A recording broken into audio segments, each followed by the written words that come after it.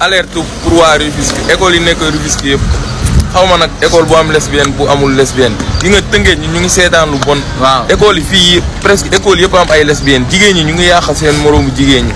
da ngay gis jigéen buy ànd ak moroomu jigéenam. loolu moom dëgg la moom ñi foog na ay xarit lañ te duñu ay xarit. ay lesbienne lañ billaahi wallaahi wa taalaahi lesbienne waxuma nag ñëpp mais billaahi lesbienne yi ñoo fi ëpp wóor na Serigne Babacar yéen nag seen parents yi bu yowoo bu leen. il faut ñu jëlee mesure. waaw école yi sax ñoo war a jël seen mesure ferme école yi ñoo war a jël seen mesure ferme billaahi. Sénégal léegi bu demee ba dañuy ignorer mbirum góor jigéen kenn nanguwu ci kaas kenn du ci wax kenn du ko xeex ñëpp noppi croiser les bras ñëpp maandu ci c'est parce que lobby franc-maçon yi ak LGBT yi réussir nañ seen combat moo nekkoon tey jii mooy lii xew léegi Sénégal mu dem léegi ba école yi sax élèves yi dañ koy dund xale yu ndaw yi waxtuma laa kon mag ñi Sénégal mi ngi bëgg a Sénégal yàqu na laay wax du ma Sénégal mi ngi bëgg a yàqu de Sénégal yàqu na parce que bu demee ba léegi élèves yi nga xamante ne ñun ci ñoom lañ war a yaakaar ëllëg à l'avenir ñu yore réew mi ñoom ñoo nekk di dund mbirum góor jigéen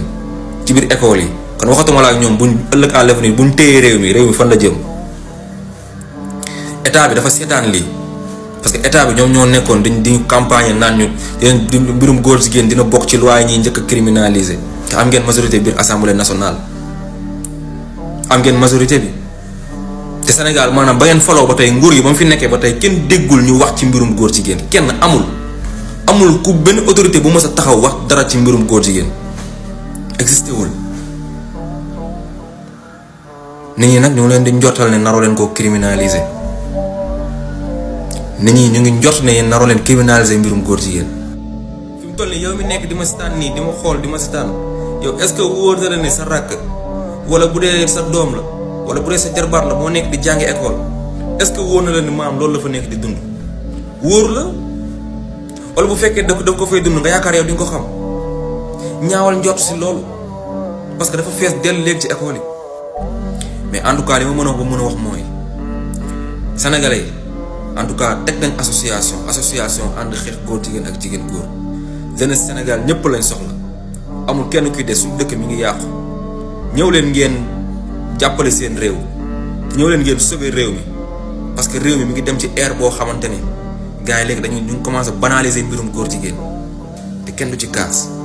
mbirum góor jigéen dafa rëy boo xamante ne c'est-à-dire lii bu ñu ko déggoon sax information dafa waroon nekk information boo xam ne Sénégal gi ñëpp ay relater information bi. ñëpp di ko méttiwul di ko kaas mais xoolal dañ koy étouffer vidéo bi may def sax amaana du percé moo tax ma leen di ñaan ngeen republier vidéo bu baax republier leen vidéo bu baax parce que am nañ doole boo xamante ne sama vidéo bi sax bu leen neexee vidéo bi du percé tellement que dañ ko banaliser te lii combat national la sénégalais ñëpp a ko war a xeex mu jóge fii parce que musiba bu ñëwee ñun ñëpp kenn mucc ci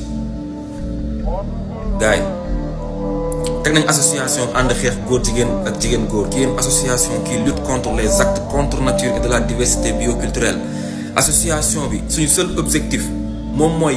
ñu nekk nombre bu takk boo xamante ne na ñëpp participer ci association ñu nekk nombre bu takk ñu mën dem on a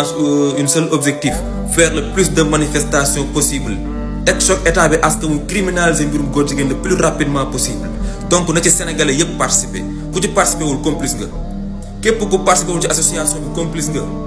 te bokk nga ci ñi may doole góor jigéen kon donc kon nañ ñëpp participer ci association bi. képp nga xamante ne tamit bëgg na bokk ci association bi bëgg a jënd carte de membre am da ngay contacter 77 080 83 24.